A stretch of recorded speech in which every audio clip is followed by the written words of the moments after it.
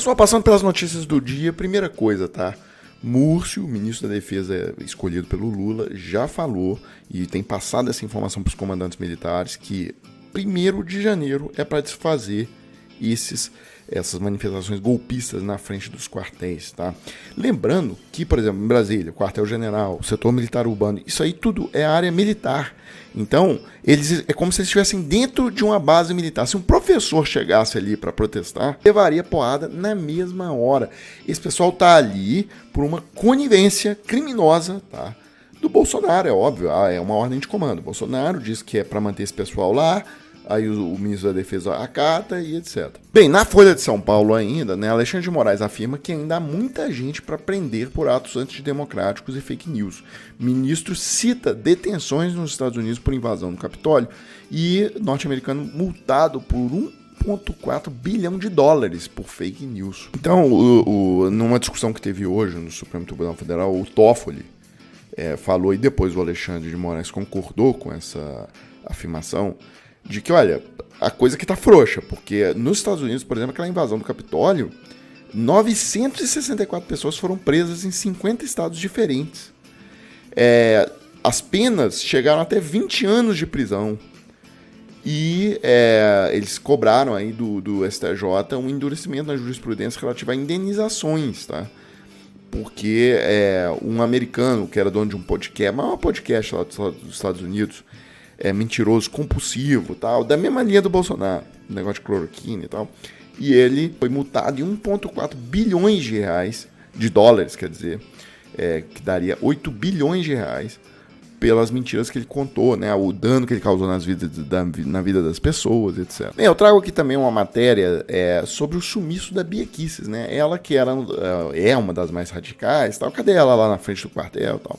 Bem, aí tem aqui no jornal Metrópolis o motivo do sumiço de Bia Kicis, a rainha dos radicais bolsonaristas.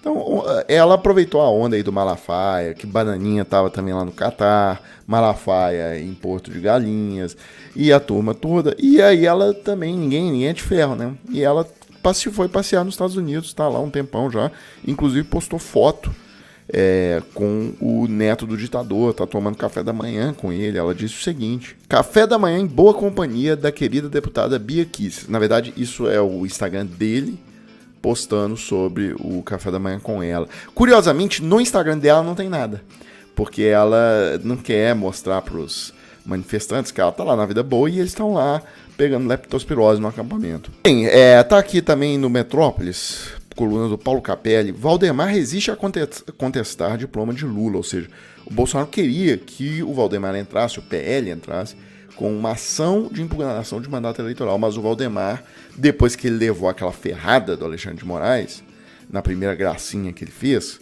com aquele relatório das urnas, e depois veio com uma segunda gracinha, essa mais grave, né, aquele pedido de anulação de votos, tal, e aí levou aquela lapada, aquela multa de 22 milhões de reais, e pior que o TSE mandou um bacenjude na conta do PL, e encontrou ali 13 milhões de reais, tá, que foram bloqueados. O PL não tá conseguindo pagar nem a conta de água. A mansão do Bozo lá, que ele vai morar, condomínio Ville de Montagne. Quero ver como é que vai pagar isso aí, né? Bem, mas o fato é que o Valdemar falou que não vai entrar nessa palhaçada de novo.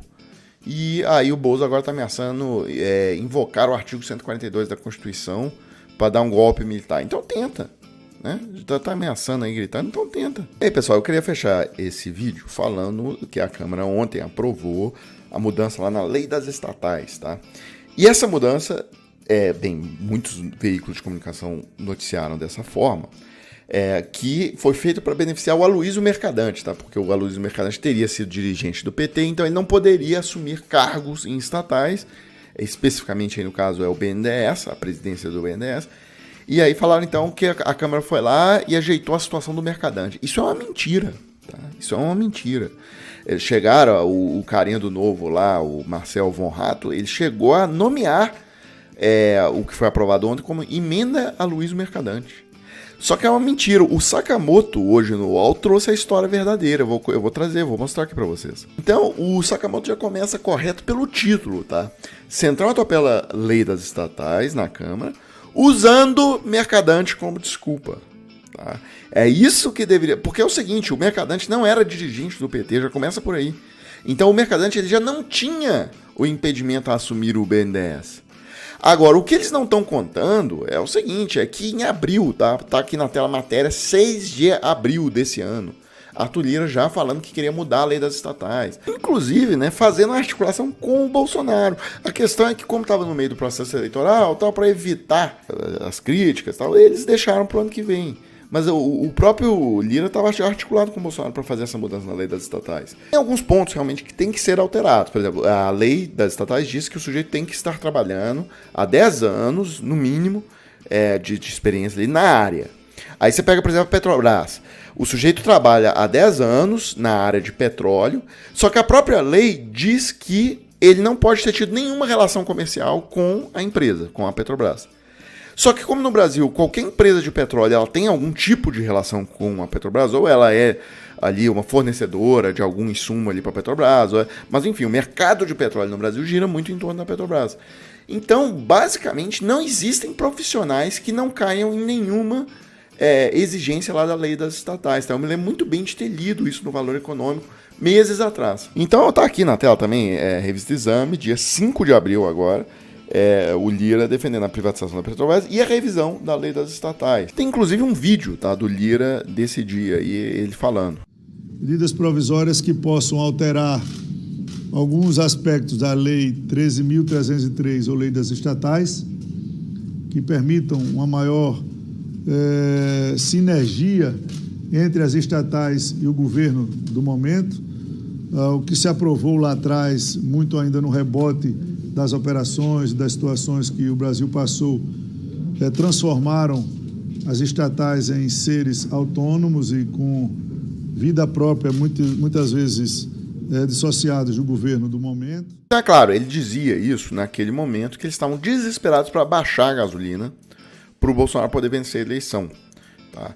Então, mas isso só mostra o seguinte, essa história de mudar a lei das estatais já estava no plano do Lira ali há muito tempo, tá? Isso não tem nada a ver com a Luiza Mercadante, inclusive porque a Luiza Mercadante não precisa dessa mudança para assumir o BNDES. Então é isso, pessoal, eu fecho esse vídeo aqui agora, coloca aí na tela a chave Pix do Desmascarando, se você gosta do nosso trabalho, quiser contribuir com alguma coisa, tá aí, e a gente volta mais tarde com mais um vídeo para a página.